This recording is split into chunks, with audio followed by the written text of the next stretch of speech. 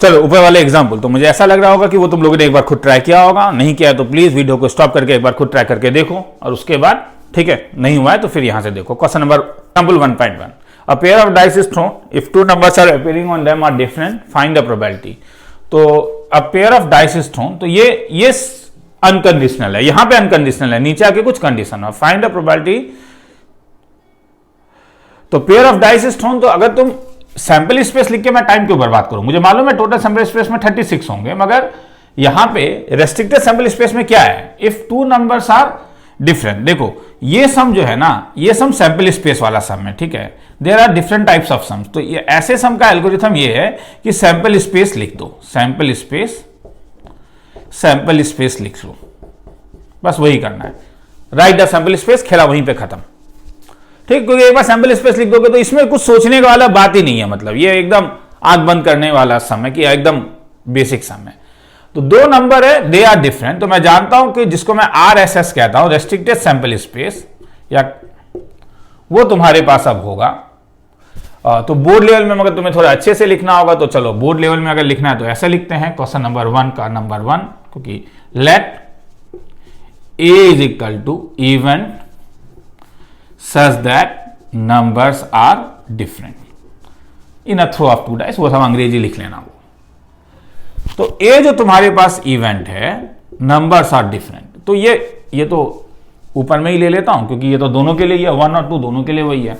तो numbers are different होगा तो ये 1, 2, 1, 3, 1, 4, 1, 5, 1, 6, 2, 1, 2, 2 नहीं होगा, 2, 3, 2, 4, 2, 5, 2, 6, बोर हो रहे होगे, मैं भी हो रहा हूं, 3, 2, 3, 4, 3, 5, 3, 6, 4, 1, 4, 2, 4, 3, 4, 5, 4, 6, 5, 1, 5, 2, 5, 3, 5, मैं इसलिए कह रहा हूं खुद एक बार करके देखो, हाँ अगर हो जाता है तो अननेसेसरी ये सब वीडियो देख के टाइम बर्बाद करने का जरूरत नहीं है, ठीक है। 5, 6, 6, 1, 6, 2, 6, मतलब ये वो सब सम्स है जिसमें तुम्हें सैंपल स्पेस लिखना होगा। 6 तुम बोलोगे सर विदाउट लिखे हुए भी तो लिख कर सकते हैं, थोड़ा दिमाग लगा लें, तो मेरा बोर्ड लेवल है यार, क्यों लगाना चाहते हो, टीचर के मार्क्स काट ले तो ये सैंपल स्पेस लिख लो। हाँ, if two numbers appearing on them are different then find the probability the sum of the number is 6। तो क्योंकि टोटल तो 30 नंबर्स होंगे, हमें पता ही था इसमें, क्योंकि टोटल क्या होता है, टोटल तुम्हारे पास अगर तो ऑब्जेक्टिव में आता है तो ये टोटल 36 नंबर्स होते हैं, जिसमें से 6 ऐसे नंबर होंगे 1, 1, 2, 2, 3, 3, 4, 4, 5, 5, 6, 6, हटा दो उसको। तो रेस्ट्रिक्टेड सैंपल स्पेस में तुम्हारे पास 30 नंबर होंगे। Sum of the number whose sum of the number is 6, तो पहले वाला में तो बी ले लेता हूं, B is the event such that sum is 6, sum is 6। तो सम इज 6 का मतलब हो जाएगा, तुम देखो क्या क्या हो सकता है, ऊपर में देख के क्यों टाइम बर्बाद कर रहे हो, ये 1, 5 तो उल्टा 5, 1, वैसे ही और क्या हो सकता है, 2, 4 और क्या 4, 2, 3, 3 पॉसिबल नहीं है, 4 और 2 ले चुके हो, तो हेंस तो हमारे पास कितना 1, 2, 3, 4। तो प्रोबेबिलिटी ऑफ क्या चाहिए मुझे probability of occurrence of B, नहीं क्या ये बी है मेरे पास, sum of number is 6, B क्या हो चुका है, ये फिक्स्ड है जो हो चुका है b बाय ए, तो ये क्या हो जाएगा प्रोबेबिलिटी ऑफ b। तो इस वाले में प्रोबेबिलिटी मत दो, क्योंकि जब तुमने सैंपल स्पेस लिखा है तो इट्स बेटर कि तुम यहां पे दे दो n of a intersection b divided by number of elements in a। तो अगर a ये है और b सम इज 6 है, तो a इंटरसेक्शन b, अच्छा मगर अगर a इंटरसेक्शन b में लोगे तब तुम वो लिख लेना, हाँ रे, अगर a इंटरसेक्शन b ले रहे हो तो तब तुम उसमें यही लिख सकते हो 1, ठीक है, कि जस्ट सम इज 6, तो ये तब तुम लेना होगा, हाँ 1, 5, तब तुम्हें 5, 1, 2, 4, 4, 2 और 3, 3 ले लो यहां पे, क्योंकि सम इज 6। हाँ, अब है कि b a के अंदर कितना है, तो अब a इंटरसेक्शन b निकाल लो। तो a इंटरसेक्शन b तुम्हारे पास होगा 1, 5, 5, 1, 2, 4 और 4, 2। तो इसमें कितने एलिमेंट्स आ गए, 1, 2, 3, 4। तो हेंस a इंटरसेक्शन b में 4 एलिमेंट है, इसमें 3, तो 4/30 इज इक्वल टू 2/15, खेला खत्म। किसी को लिखना है तो लिख लो, फिर आगे चलते हैं। सेकंड वाला क्या कह रहा है, सम ऑफ द नंबर इज 4 और लेस। तो सेकंड वाले में लेके चलता हूं सी वाला। सी मेरे पास वो set of pairs such that sum of number is 4 और लेस। तो इसमें सब लिखो, जैसे 1, 1, 1 से शुरू करोगे तो सब लिखो 1, 2, 1, 3। अब 2 से शुरू करोगे तो 2, 1, 2, 2, फिर 3 से शुरू करोगे तो 3, 1, 4 से तो आएगा नहीं। तो ये तो फिक्स है ना कि नंबर डिफरेंट होना पड़ेगा, तो इसलिए ए इंटरसेक्शन सी अगर तुम लोगे तो 1, 1 हटेगा तो क्या रह गया, ये 1, 2, फिर क्या 1, 3, फिर क्या 2, 1 और फिर क्या 3, 1। तो प्रोबेबिलिटी ऑफ मुझे क्या चाहिए, प्रोबेबिलिटी सम 4 या 4 से कम सच दैट इवेंट ए हो चुका है, तो number of elements in A intersection C divided by number of elements in A. तो number of elements in A intersection C is 4 और number of elements in A is 30 is equal to 2/15। किसी को लिखना है तो लिख लो, फिर next sum में चलेंगे। अगर हो चुका है तो देखना नहीं है, मैं बार बार कह रहा हूं, ठीक है। अगर नहीं हुआ तो नंबर 2 वाला खुद एक बार ट्राई करो प्लीज, यहां पे देखने से पहले खुद एक बार ट्राई करो, फिर देखो यहां पे a couple has 2 children, find the probability that both are a couple has 2 children. तो ठीक है, तो सैंपल स्पेस में क्या क्या हो सकता है, that both children are male if it is known that at least one of children is male, both children if it is known that older child is female. तो 2 अलग अलग कंडीशन दिया हुआ है। 2 का सैंपल स्पेस अगर लिखूं, छोटा सैंपल स्पेस है, तो पहला मैं इसे एल्डर मान रहा हूं, तो पहला वाला मेल, सेकंड वाला female, male male, female male, female female, ये अनकंडीशनल है। अनकंडीशनल वाला ये होगा। पहला वाला क्या बोल रहे हैं, find the probability that both childrens are males if it is known that at least one children is male. तो क्या नोन है, तो ठीक है, मैं अब डायरेक्टली लिखवा रहा हूं, हाँ इंटरसेक्शन वाला नहीं कर रहा हूं मैं, अब रेस्ट्रिक्टेड सैंपल स्पेस में लिख रहा हूं। हाँ, रेस्ट्रिक्टेड ऊपर लिखवा दिया था, कैसे लिखा जाता है मुझे ये ज्यादा आसान लगता है। तो मेरा रेस्ट्रिक्टेड सैंपल स्पेस क्या होगा, रेस्ट्रिक्टेड सैंपल स्पेस कह रहा है if it is known that at least one of children is male. तो रेस्ट्रिक्टेड है कि एटलीस्ट 1 इज मेल, तो एटलीस्ट 1 इज मेल में क्या क्या आएगा, इसमें मेल फीमेल, फीमेल मेल और मेल मेल। और मुझे क्या, मेरा फेवरेबल इवेंट क्या कह रहा है इसके अंदर, फेवरेबल इवेंट है दैट बोथ आर मेल। तो बोथ आर मेल अंग्रेजी में जो लिखना है वो तुम लोग लिख लेना रे, ये both are male, sorry both are male तो ये है। तो मतलब ये होने का चांस, और ये कंडीशनल है, मतलब रेस्ट्रिक्टेड सैंपल स्पेस है जो हम जानते हैं। तो बोथ आर मेल का आंसर हो जाएगा 1/3। तो रिक्वायर्ड प्रोबेबिलिटी 1/3। नंबर 2 वाला क्या कह रहा है, क्या कह रहा है, बोथ चिल्ड्रंस आर क्या, female, if it is known Elder child is female. तब यहां पे रेस्ट्रिक्टेड सैंपल स्पेस क्या हो जाएगा, RSS मत लिख लेना, रेस्ट्रिक्टेड सैंपल स्पेस लिख लेना। If it is known that Elder is female, Elder is female. तो एल्डर इज फीमेल होने से तुम्हारे पास सैंपल स्पेस में क्या आएगा, पहला भी फीमेल, दूसरा भी, इसे एल्डर मान रहा हूं, हाँ फीमेल मेल, तो यही 2 हो सकता है। उसमें से दोनों को फीमेल होना चाहिए, इसलिए प्रोबेबिलिटी जो होगा वो तुम्हारे पास 1/2 हो जाएगा। तुम लोग सब वो इंटरसेक्शन वाले टाइप में लिखना था तो लिखो ना यार, वो तो अंग्रेजी में लिख सकते हो, मगर ये भी दिखा सकते हो, ठीक है। क्वेश्चन नंबर 3 में चलेंगे, देखना है तो देख लो। नंबर 3 कह रहा है, 3 सिंबल में दिया हुआ है, P ऑफ A तुम्हें पता है, P ऑफ B पता है, P of A union B पता है, P of A intersection B निकालना है। तो तुम्हें इंक्लूजन एक्सक्लूजन प्रिंसिपल वाला जो हमारा था कि N of A union B का एक फॉर्मूला था, हम जानते थे N of A plus N of B minus N of A intersection B। अगर मैं सबको सैंपल स्पेस से डिवाइड कर देता हूं, P of divided by sample space S, तो ये मेरे पास N of A divided by N of S plus N of B divided by N of S minus N of A intersection B divided by N of S।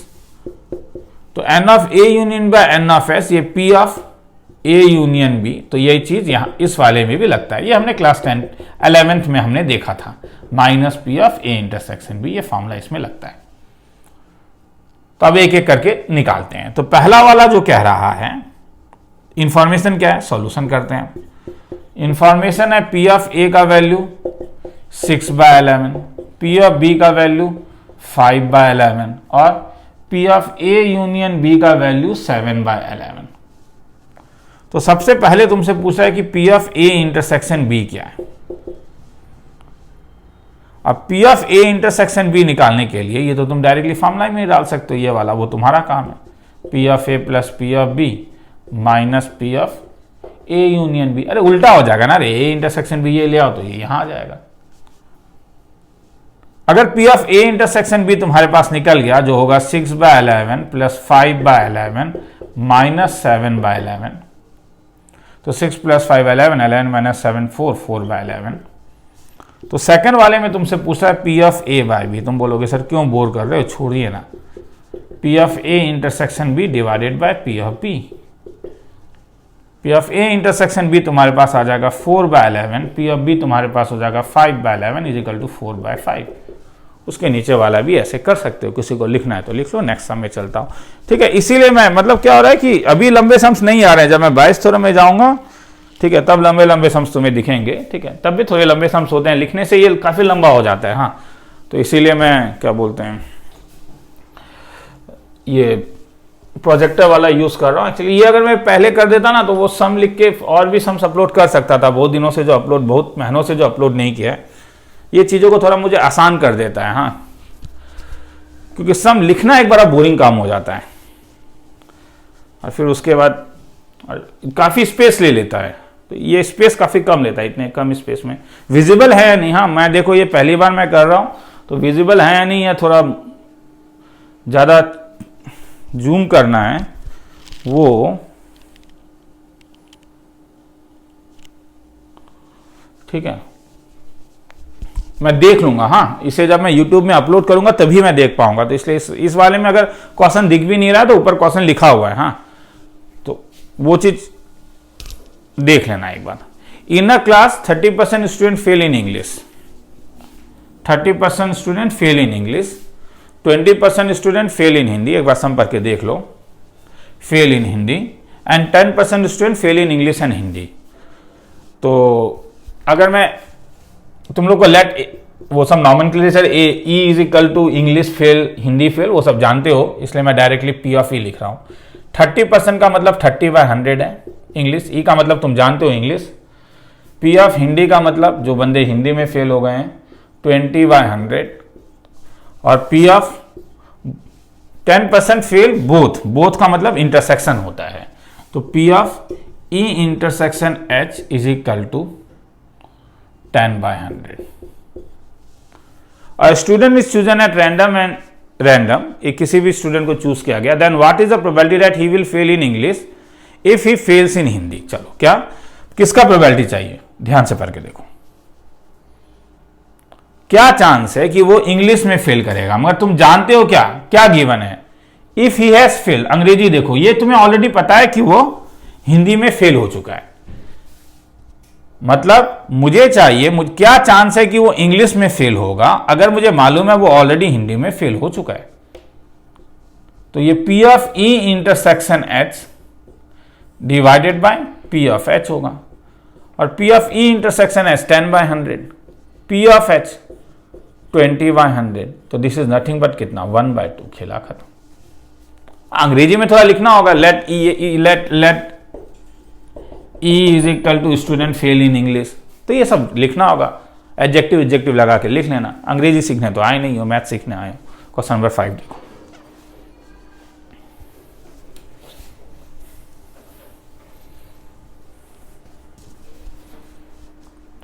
पढ़ा, चल पढ़ लो एक बार। A bag contains 5 black and 3 red balls. A bag contains 5 black and 3 red balls. A ball is taken out of bag and it is not returned to it. देखो मैं physical class अभी नहीं ले रहा हूँ, इसलिए मैं पूरा कोशिश कर रहा हूँ कि ऑनलाइन क्लास में तुम्हें जैसा हेल्प कर पाऊँ। फिजिकल क्लास देखो यार, अभी वो मेरे लिए वो पॉसिबल नहीं है कि मैं 20 बंदों को बुला के कराऊँ, 20 में से 10 आएंगे, किसी दिन जाऊँगा तो 5 आएंगे, मुझे मोटिवेशन नहीं मिलेगा पढ़ाने का, ठीक है, क्योंकि स्टूडेंट जब कम होते हैं तो टीचर को मोटिवेशन नहीं मिलता है। देखो जो टीचर पेमेंट में होता है उसका बात अलग होता है, उसे ज़बरदस्ती पढ़ाना ही पड़ेगा, वरना कोचिंग इंस्टीट्यूट उसे पेमेंट नहीं देगा। हाँ, तो उसको वो एक स्टूडेंट को भी आके पढ़ाएगा, मगर मुझे मालूम है कि अगर जिस क्लास में बंदे लोग 25 बंदे बैठे रहते हैं, उस क्लास में जब केवल 2 बंदा बैठा रहता है तो टीचर कभी भी अच्छे से नहीं पढ़ा पाएगा, ठीक है, पॉसिबल ही नहीं है वो पढ़ाना। तो उससे कहीं अच्छा है कि अभी फॉर अ टाइमिंग ऑनलाइन ही रखते हैं। और मैं जान रहा हूँ कुछ पेरेंट्स को ये प्रॉब्लम हो रहा है कि सर मेरा बच्चा घर में नहीं पढ़ रहा है, इसलिए ऐसा फील होता है कि अभी ऑनलाइन अगर आ जाए तो वो पढ़ना शुरू कर देगा, और सॉरी ऑफलाइन हो जाएगा। तो सबसे यही रिक्वेस्ट है यार, प्लीज़ पेरेंट्स को इतना मजबूर मत करो कि इस टाइम में भी वो तुम्हें भेजने के लिए रेडी हो जाए, कि एटलीस्ट घर में पढ़ाई शुरू कर लो। A bag contains 5 black and 3 red balls. A ball is taken out of bag and is not return to it. Then what is the probability of drawing a red ball in a second draw if the ball in the first draw is red? क्या बोल रहा है, एक bag है जिसमें starting में, question number 5, starting में 5 black और 3 रेड बॉल है। A ball is taken out of bag and is not return to it, ठीक है। तो इसका मतलब है कि तुमने ए इवन में फर्स्ट ड्रॉ, ए इवन मेरा फर्स्ट ड्रॉ हुआ। फर्स्ट ड्रॉ क्या है, a ball, then what is the probability of drawing a red ball in the second draw? ये second draw है, क्या given है, if the ball in the first draw is red, तो first draw में red ball तुमने उठाया है, red ball drawn, ठीक है, first draw में red ball drawn, तो तुम्हारे पास इसका probability of A क्या हो जाएगा तब होने का चांस, probability of A जो होगा फर्स्ट ड्रॉ में red ball आने का जो चांस होगा वो हो जाएगा तुम्हारे पास 3 डिवाइडेड बाय 5 प्लस 3 8। अब बी क्या कह रहा है, तो यहां पे तुम डायरेक्टली लिख सकते हो, इंटरसेक्शन लिखने का जरूरत नहीं है, मैं बार बार ये बात कर रहा हूं। बी क्या कह रहा है, बी कह रहा है अब कि second draw will be red ball if first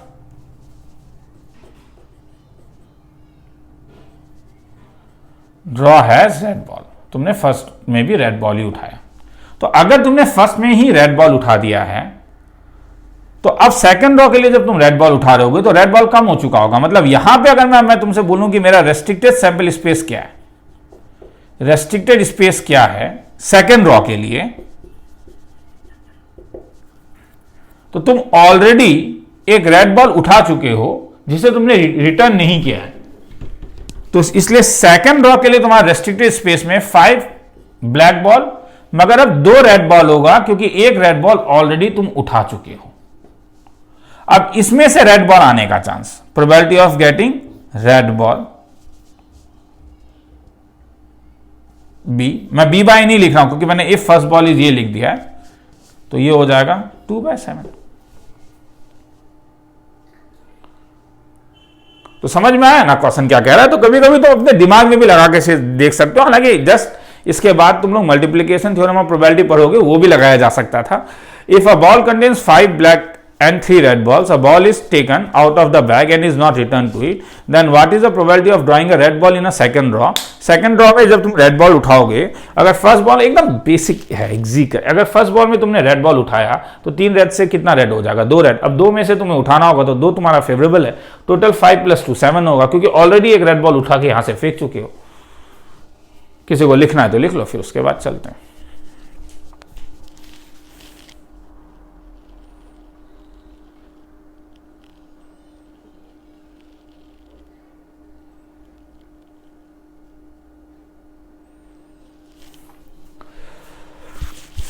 A card is drawn from a pack of 52 playing cards. What is the probability that card is king given that card is red?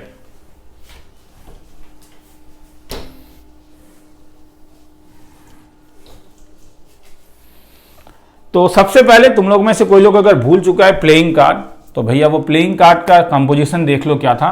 There are 52 cards, there are 26 black, 26 red. Out of 26 black, 13 are club, 13 are spade, 13 are heart, and 13 are diamond. These are known as four suits, and हर एक suit में एक king होता है, एक queen होता है, एक Jack होता है, एक एस होता है, और 2, 3 से लेके 10 नंबर्स होते हैं।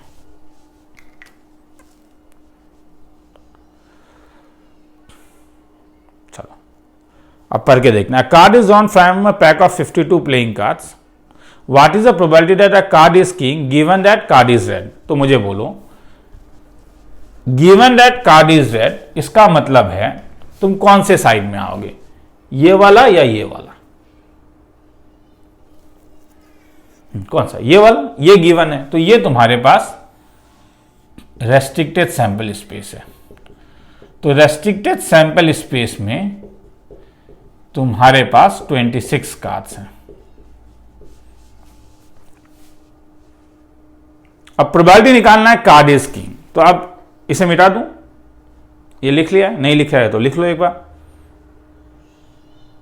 चलो, तो अब कह रहा है कि इस जो 13 कार्ड्स में से तुम्हारे पास कितने कार्ड्स होंगे, क्योंकि यही तुम्हारा रेस्ट्रिक्टेड सैंपल स्पेस में, तो इसमें से एक किंग होगा और इसमें एक किंग होगा। तो तुम्हारे पास रेस्ट्रिक्टेड सैंपल स्पेस में देयर आर 2 किंग्स, क्योंकि टोटल 4 किंग्स होते हैं, नहीं क्या, चारों सूट्स के लिए, मगर 2 तो ब्लैक में हो रहे होंगे तो उन्हें हटा दो। तो 2 किंग में से तुम्हें 26 कार्ड में से तुम्हें 2 किंग फेवरेबल है, तो आंसर 2/26 मतलब 1/13। सर लिखेंगे कैसे? अरे ऐसे, let A is equal to card be red, B is equal to card be king, number of elements in A 26, number of elements in A intersection B 2, probability of B अगर मैं जानता हूँ in number of elements in A intersection B divided by number of elements in A, खेला खत्म। लिखना है तो लिख लो, ठीक है। नीचे फिर अब कुछ सम्स होंगे जो तुम्हें करना होगा, ठीक है।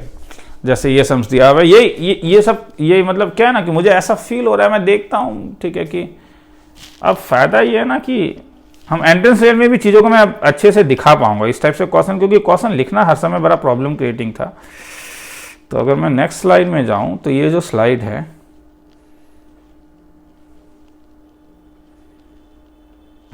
तो ये स्लाइड्स हैं, तो ये तुम लोग, ठीक है, ये सब सम्स खुद एक बार ट्राई कर सकते हो, ठीक। 10 कार्ड्स, हाँ, 1 2 3 4 5, ठीक है। और 3 वाला आंसर पता नहीं कुछ है, वो देख लेना, ठीक है। 2 का है क्या, 5। तो उसके बाद ये एग्जाम्पल में आऊँगा, तो फिर पहले ये खुद एक बार ट्राई करके देख लो प्रॉब्लम 1.2, उसके बाद फिर मैं एग्जाम्पल 1.3 में आऊँगा।